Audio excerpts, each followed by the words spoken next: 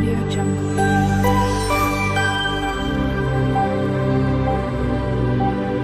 Audio Jungle. Hello everyone, જય શ્રી કૃષ્ણ.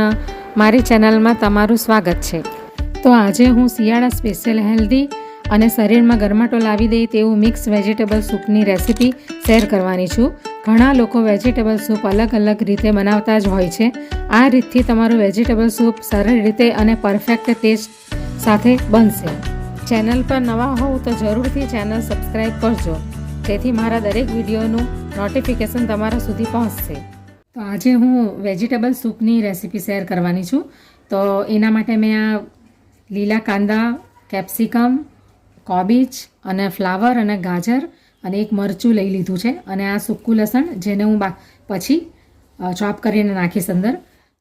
તો હવે આ બધું જે મેં લીધું છે આ વેજીટેબલ્સ એને હું ઝીણું ઝીણું ચોપ કરી લઈશ.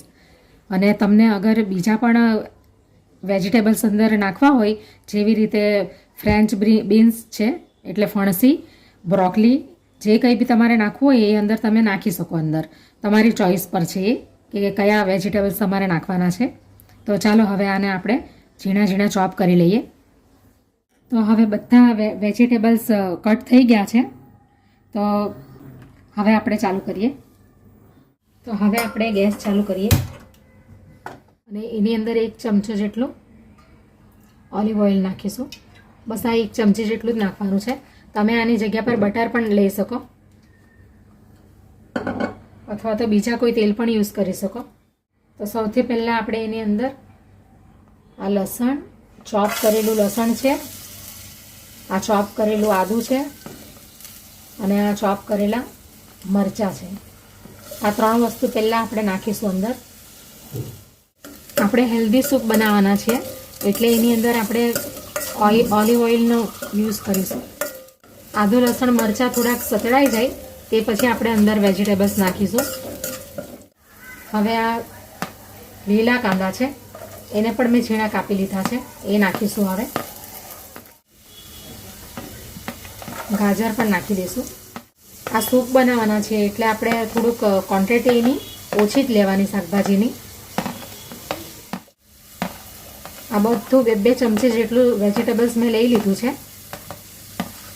અને 1-1 ચમચી જેટલા આદુ, મરચાં અને લસણ, આ પ્રમાણે ક્વોન્ટિટી રાખવાની છે એની.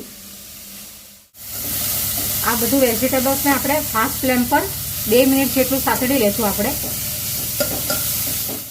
હવે આપણે ગેસને ધીમો કરી દઈશું અને આ 1 ગ્લાસ જેટલું પાણી અંદર હું નાખી દઈશ.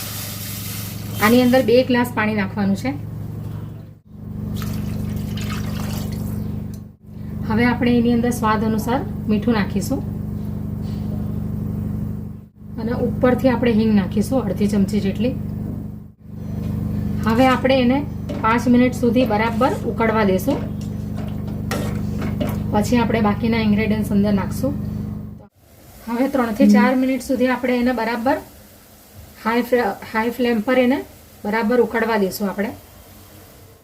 તો હવે 1 ચમચી જેટલો મેં કોર્ન ફ્લોર લઈ લીધો છે, 1 ચમચી જેટલો. હવે એને પાણી નાખીને એની અંદર થોડું પાણી નાખીને એની સ્લરી તૈયાર કરશું આપણે.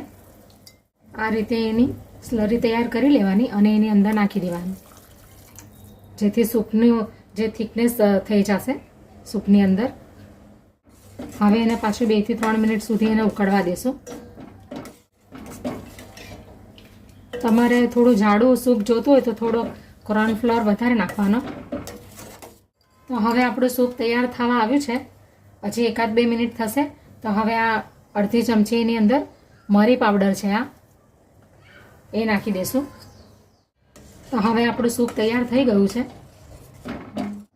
તો હવે આપણું હેલ્ધી વેજીટેબલ સૂપ તૈયાર થઈ ગયું છે. તો હવે એને સર્વિંગ બાઉલમાં કાઢી લઈએ. શિયાળાની સિઝનમાં ખાસ કરીને બનાવીને પીવામાં આવે છે, અને શિયાળામાં ખૂબ જ પ્રમાણમાં શાકભાજી મળી રહી છે, એટલા માટે આ અઠવાડિયામાં 1-2 વાર બનાવીને પી લેવું. હવે ઉપરથી આપણે આ સ્પ્રિંગ ઓનિયન નાખી દઈએ. તો તૈયાર છે આપણું આ વેજીટેબલ સૂપ.